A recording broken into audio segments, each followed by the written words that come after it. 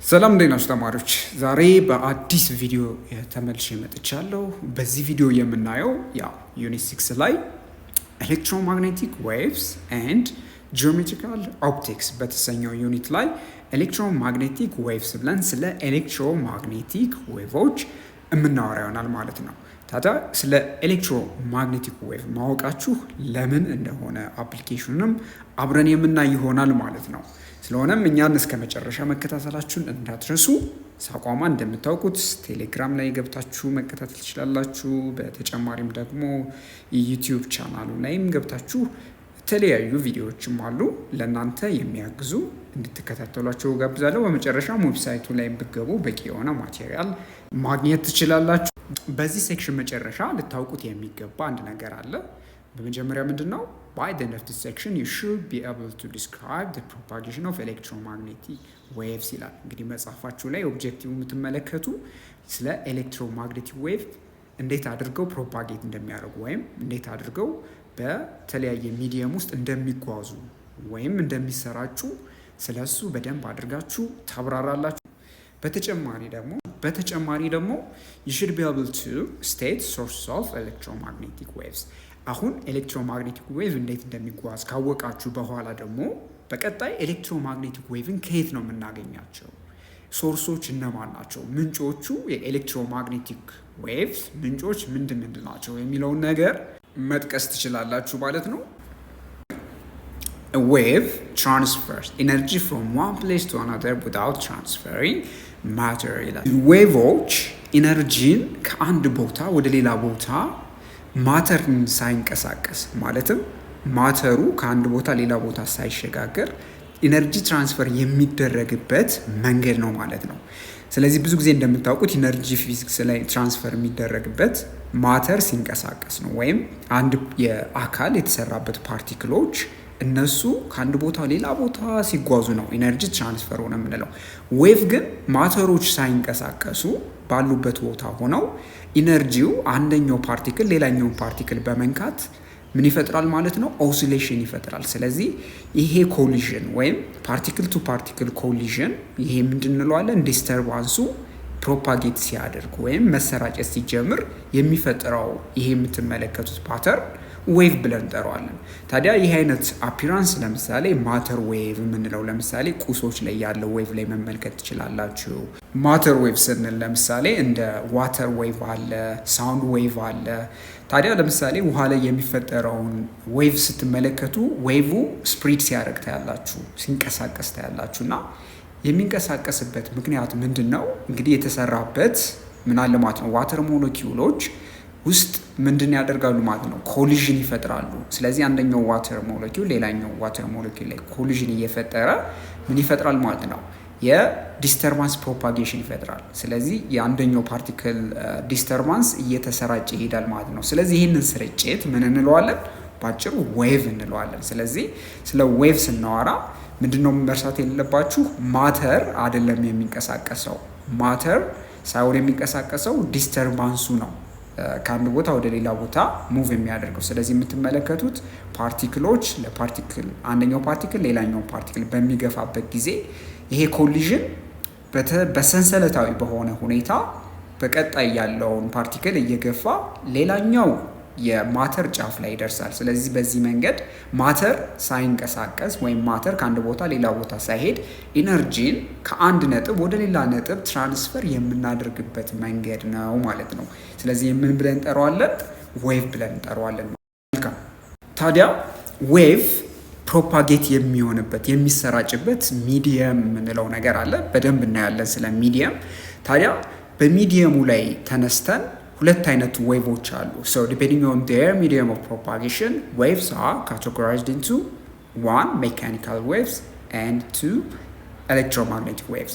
ስለዚህ የሚሰራጩበትን ሚዲየም ወይም ማቴሪያል መሰረት አድርገን አንደኛው ሜካኒካል ዌቭ እንለዋለን፣ ሌላኛው ደግሞ ኤሌክትሮማግኔቲክ ዌቭ ብለን እንከፍላለን ማለት ነው። ስለዚህ ይህ ልትረሱት አይገባም። ስንት አይነት ዌቮች አሉ? ሁለት አይነት ዌቮች አሉ። አንደኛው ሜካኒካል ዌቭ ነው፣ ሌላ ደግሞ ኤሌክትሮማግኔቲክ ዌቭ ምንለው ነው። በጣም ጥሩ።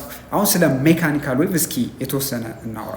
ሜካኒካል ዌቭስ ስንል ሜካኒካል ዌቭስ አር the types of waves that use matter to transfer energy። ስለዚህ ሜካኒካል ዌቭ የምንላቸው ማተርን ተጠቅመን ኢነርጂን ትራንስፈር የምናደርግበት ነው። ስለዚህ ማተር ስንል እንግዲህ ቁሶችን፣ አተሞችን፣ ሞለኪውሎችን የያዘ ማለት ነው። ስለዚህ በእነዚህ አይነት ማቴሪያሎች ላይ አተምና ሞለኪውል ያለው ማቴሪያል ውስጥ በሱ ውስጥ ፕሮፓጌት የሚያደርግ ዌቭ ምን እንለዋለን? ሜካኒካል ዌቭ አለ። ስለዚህ ሜካኒካል ዌቭ ምንድን ያስፈልገዋል ማለት ነው? ማተርን ተጠቅመን ኢነርጂ ትራንስፈር የምናደርግበት ዌቭ ነው። ስለዚህ እዚህ ጋር እንደምትመለከቱት የዌቭ ዲስክሪፕሽን ነው። ስለዚህ የሚፈጥረው ዌቭ አለ። ምን አይነት ዌቭ ነው? ለምሳሌ እዚህ ጋር እንደምታዩት ሜካኒካል ዌቭ ነው። ስለዚህ ይሄ ትራንስቨርሳል ዌቭ እንለዋለን። በደንብ እናያለን። ስለዚህ ዲስተርባንስ ሲፈጠር የሚፈጥረው የዲስተርባንሱ ፕሮፓጌሽን ይህን አይነት ሼፕ ይሆናል ማለት ነው። ታዲያ ይሄ የምታዩት ዌቭ የሚንቀሳቀስበት ምን አለ ማለት ነው? አቅጣጫ አለ። ስለዚህ አቅጣጫው ምንድነው ማለት ነው? ዳይሬክሽን ኦፍ ፕሮፓጌሽን እንለዋለን። በጣም ጥሩ። ስለዚህ ስለ ሜካኒካል ዌቭ ስናወራ they can travel in almost empty space between earth and sun። አሁን ለምሳሌ ሜካኒካል ዌቭ የምንላቸው በመሬትና በፀሐይ መካከል ሊተላለፉ አይችሉም። ለምን? በመሬትና በፀሐይ ምን አለ ማለት ነው? ማተር ስለሌለ ማተር የለም ማለት። ስለዚህ የሜካኒካል ዌቭ ትራንስፈር መሆን አይችልም ማለት ነው። ስለዚህ ሜካኒካል ዌቭ ካለ ማተር ትራንስፈር ወይም ኢነርጂ ትራንስፈር ሊያደርግልን አይችልም ማለት ነው። ሌላው ደግሞ ስለ ኤሌክትሮማግኔቲክ ዌቭ ስናወራ an electromagnetic wave is a wave that can travel through empty space or through matter። ስለዚህ ኤሌክትሮማግኔቲክ ዌቮች ደግሞ ለየት ያለ ባህሪያቸው በኤምቲ ስፔስ እና እንዲሁም ደግሞ በማተር ውስጥ ማለፍ መቻላቸው ነው። ስለዚህ ኤሌክትሮማግኔቲክ ዌቭ በሁለት ሚዲየም ማለፍ ይችላል። አንደኛው በማተር ውስጥ፣ ሌላ ደግሞ በኤምቲ ስፔስ ውስጥ ማለፍ ይችላል ማለት ነው። ስለዚህ ኤሌክትሮማግኔቲክ ዌቮች እንዴት ነው የሚፈጠሩት ብለን ስንጠይቅ they are produced by charged particles such as electrons that moves back and forth or vibrate። ኤሌክትሮማግኔቲክ ዌቮች የሚፈጠሩት በኤሌክትሪክ ቻርጆች ቫይብሬሽን ወይም ንዝረት አማካኝነት ነው ማለት ነው። በተጨማሪም ደግሞ ኤሌክትሮኖች ባክ ኤንድ ፎርስ ወደፊት ወደኋላ በሚንቀሳቀሱበትም ጊዜ ምን ይፈጥራል ማለት ነው? የኤሌክትሮማግኔቲክ ዌቭ ይፈጥራል ማለት ነው። እንደምታውቁት ቻርጆች ምን አላቸው?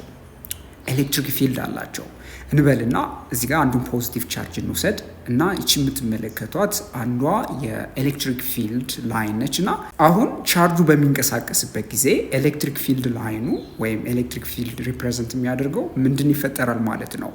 አብሮ ኦሲሌት ያደርጋል ወይም አብሮ ቫይብሬት ያደርጋል ማለት ነው። ወይም ኤሌክትሪክ ፊልድ ዲስተርባንስ ይፈጠራል ማለት ነው። ይህንን በሲሙሌሽን ለማሳየት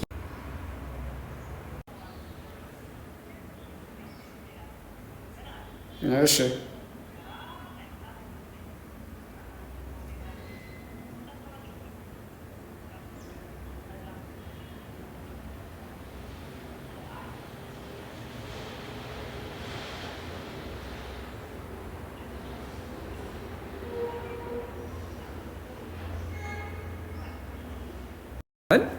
አሁን እዚህ ጋር ተመልከቱ።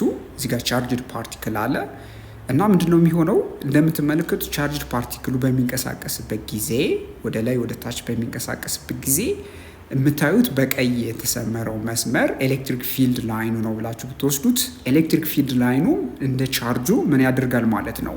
ኦሲሌት ያደርጋል ማለት ነው። ልክ አሁን ገመድ ይዛችሁ ገመዱን ወደ ላይ ወደ ታች ወደ ላይ ወደ ታች አድርጋችሁ ብታንቀሳቅሱት ምን ይፈጥራል? የዌቭ ፓተርን ታያላችሁ፣ ወይም ሮፕ ዌቭ የምንለው ማለት ነው። ስለዚህ ኤሌክትሮማግኔቲክ ዌቭ የሚፈጠረው በቻርጅድ ፓርቲክሎች በሚንቀሳቀሱበት ጊዜ ወይም ቫይብሬት በሚያደርጉበት ጊዜ የሚሰራጭ የኤሌክትሪክ እና የማግኔቲክ ፊልድ ዲስተርባንስ ነው፣ ወይም የኤሌክትሪክ እና የማግኔቲክ ፊልድ ፕሮፓጌሽን ነው ወይም እንቅስቃሴ ነው ማለት ነው።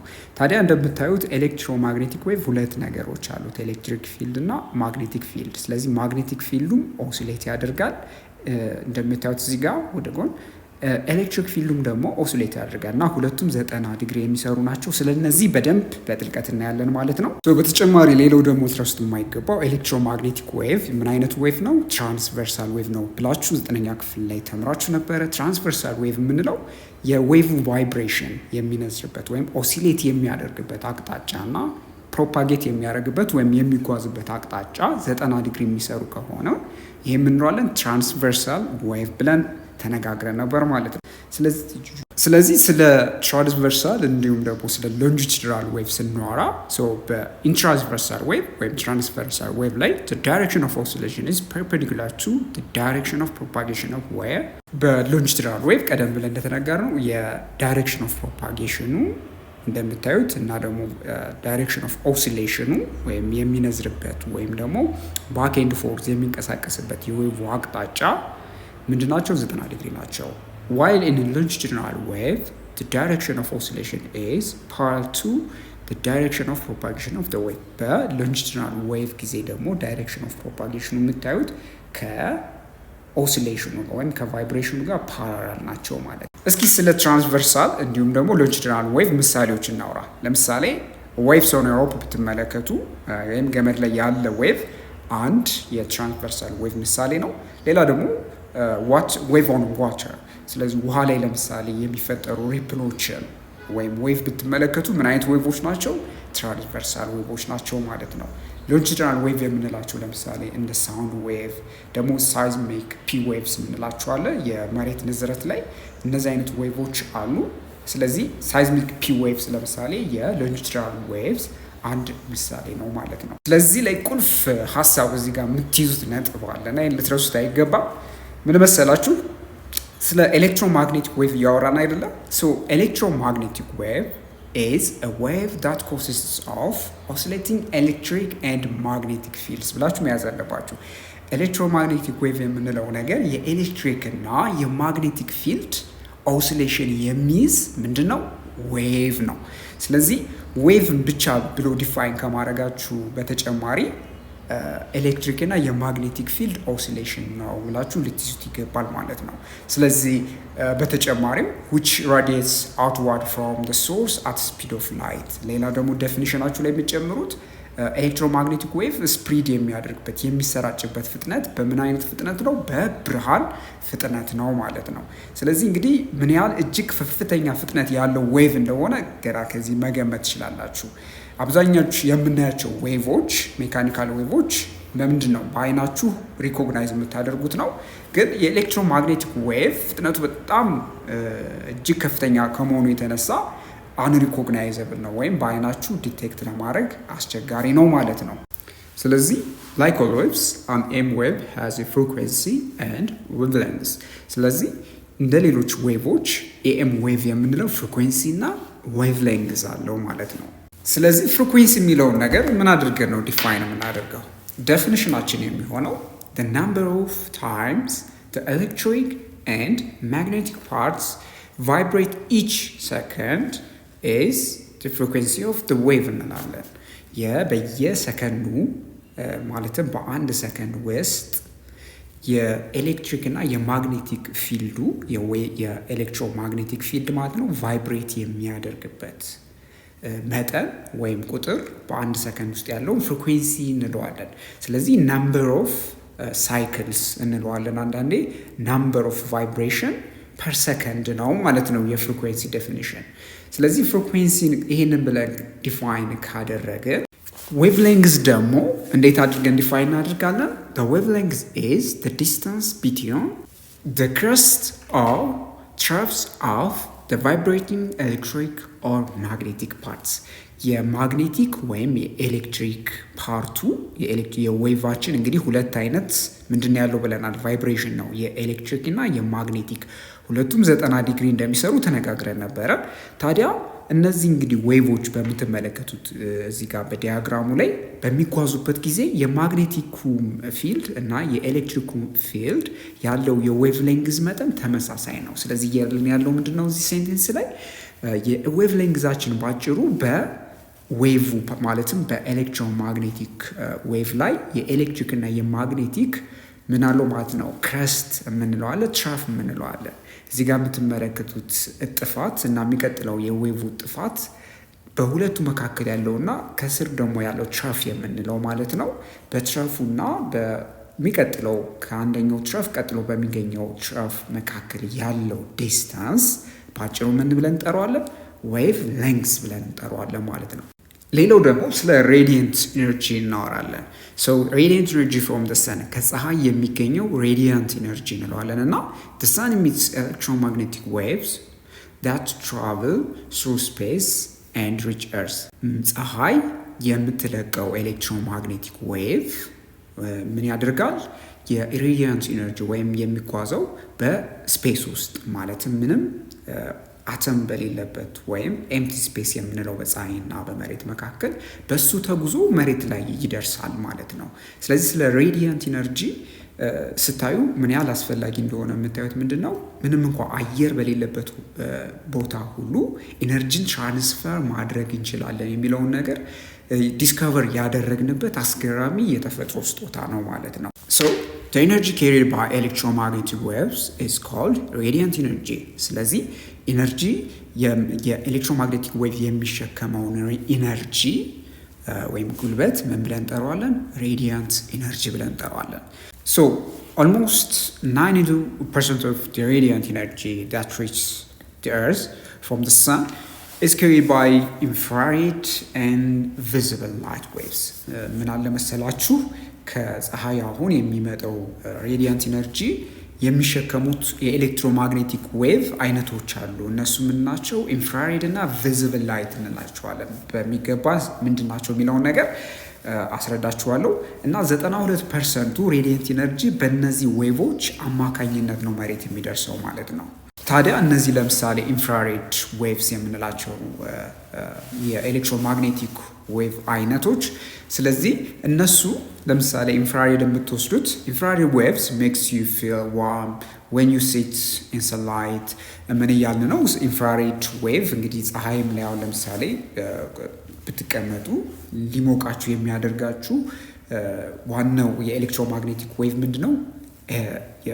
ኢንፍራሬድ ብለን እንጠራዋለን። ስለዚህ ኢንፍራሬድ ዌቮች የኤሌክትሮማግኔቲክ ዌቮች አይነቶች ናቸው። ስለዚህ እነዚህ ዌቮች ሙቀት ፀሐይ ላይ ሲሞቃችሁ በምን አማካኝነት የደረሳችሁ ኤነርጂ ነው ማለት ነው? በኢንፍራሬድ ዌቭ አማካኝነት የደረሰ ነው ከፀሐይ እዚህ መሬት ድረስ ማለት ነው። በተጨማሪም and visible lights waves enable you to see። ሌላው ደግሞ የኤሌክትሮማግኔቲክ ዌቭ አይነት ቪዚብል ላይት የምንለው እነዚህ ቪዚብል ላይት ዌቮች እኛ እንድንመለከት ለምሳሌ በዙሪያችን ያለውን ነገር እንድንመለከት ከሆነ ርቀትም ሊሆን ይችላል ያሉ ኦብጀክቶችን ኦብዘርቭ ለማድረግ እና ሪኮግናይዝ ለማድረግ ለመለየት የሚያገለግሉን የኤሌክትሮማግኔቲክ ዌቭ አይነቶች ናቸው። ስለ እነሱም በሚገባ በዲቴይል ማስረዳችሁ ይሆናል በሚቀጥሉት ቪዲዮ። እዚህ ላይ ግን መንደርደሪያ ሀሳቦችን ማየታችሁ በጣም ጥሩ ነገር ነው ማለት ነው። ቪዚብል ላይት የምንለው የበለጠ ትንሽ ግልጽ ለማድረግ ለእናንተ ኤሌክትሮማግኔቲክ ስፔክትረም አለ። ስፔክትረም ማለት ከትንሽ ዌቭ ሌንግዝ እስከ ረዥም ዌቭ ሌንግዝ ያለውን የፍሪኩዌንሲ ማለትም የንዝረታቸውን መጠን የሚያሳይ የቁጥር መስመር ነው እና በዛ መስመር ላይ ከትንሽ ዌቭ ሌንግዝ እስከ ረዥም ዌቭ ሌንግዝ ያላቸው ዌቮች ይቀመጣሉ እና ቪዚብል ላይት የምንለው እንግዲህ የዛ የኤሌክትሮማግኔቲክ ስፔክትረም ህብር የምንለው ማለት ነው። በሌላ አነጋገር የዛ ህብር አነስተኛ ክፍል ነው ቪዚብል ላይት የምንለው እና አብዛኛውም ደግሞ ምን አይነት ቀለም የማሳየት ባህሪ ያላቸው ከሬድ እስከ ቫዮሌት ከለር ያለውን የምትመለከቱት በዙሪያችሁ ያለውን ቀለም የሚወክሉ ኤሌክትሮማግኔቲክ ዌቮች ናቸው። እዚህ ላይ ምንድናቸው፣ እንዴት ሁሉ ነገር ዲቴይላቸው ዝርዝራቸው ምን ይመስላል የሚለውን ነገር ይህንንም በሚገባ በዚህ ዩኒት ላይ የምናየው ይሆናል ማለት ነው። ስለዚህ ከዚህ የተወሰነ ጽንሰ ሀሳብ ከኖራችሁ በቀጣይ ሳስረዳችሁ አዲስ አይሆንባችሁም ማለት ነው።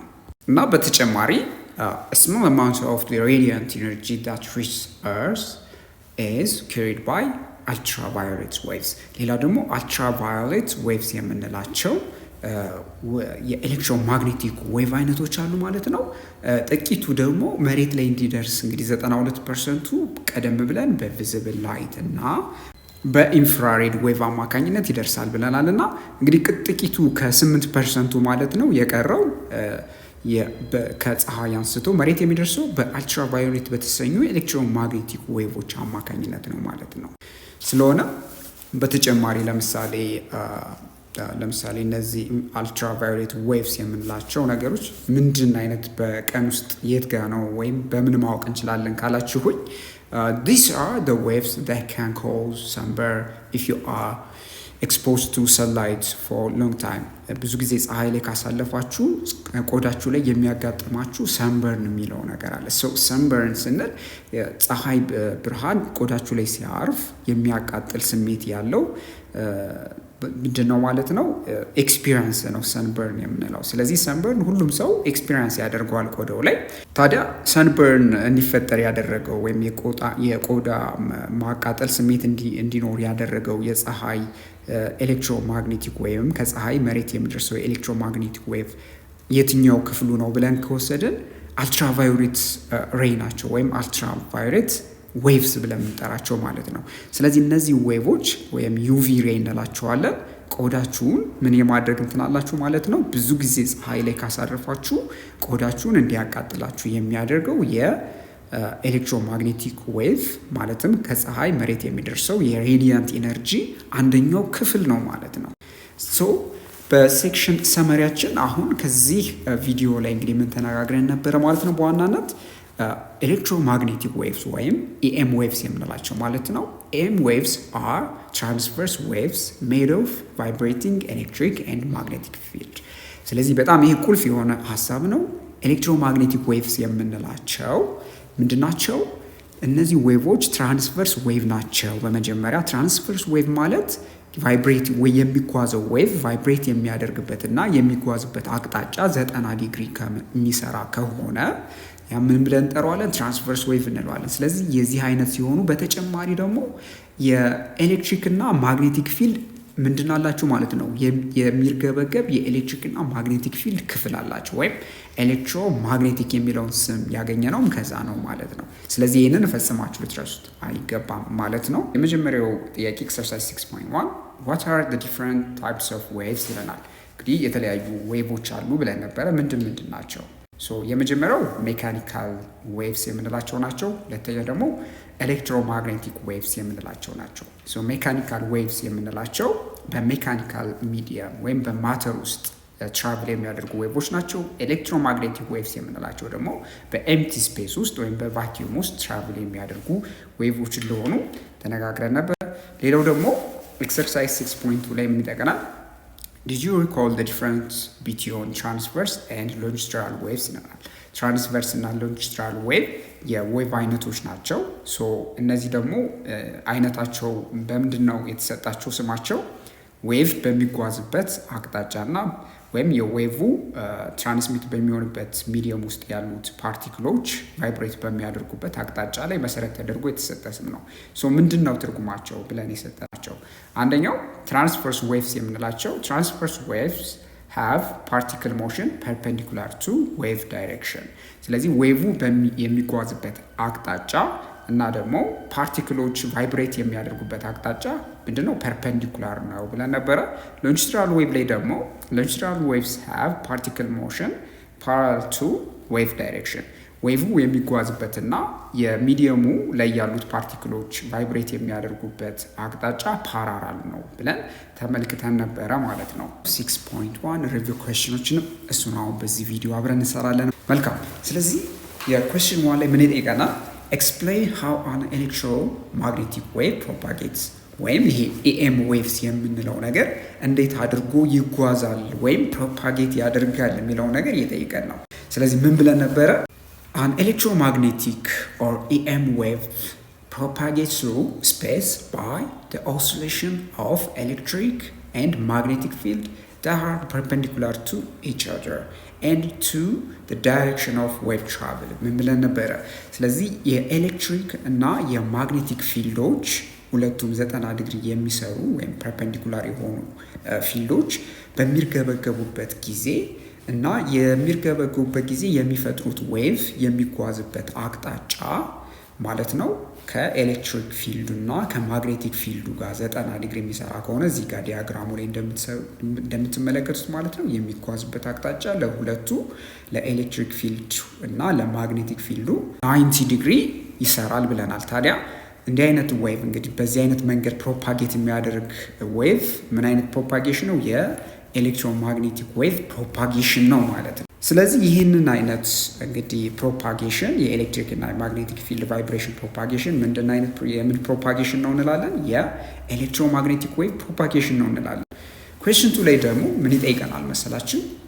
ዱ ኢኤም ዌቭስ ኒድ ኤ ሚዲየም ቱ ትራቭል ትሩ? ኤሌክትሮማግኔቲክ ዌቮች ሚዲየም ያስፈልጋቸዋል ወይ ለመጓዝ ብሎ እየጠየቀን ነው። ሚዲየም የምንለው ነገር ዌቭ የሚጓዝበት አካል ኦብጀክት ማለት ነው።